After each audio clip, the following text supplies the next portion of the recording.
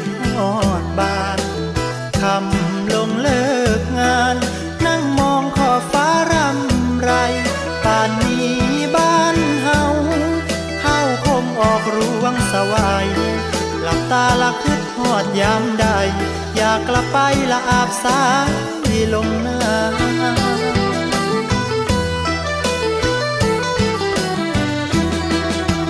เรื่องราวความหลังฝังใจบอกเคยเลือนลา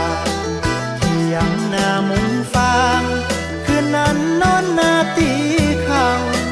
อุ่นในใจหลายขึ้นไปตีซอยผู้สาวคิดฮอดคำเคยหยอกเย้าแต่แสงแด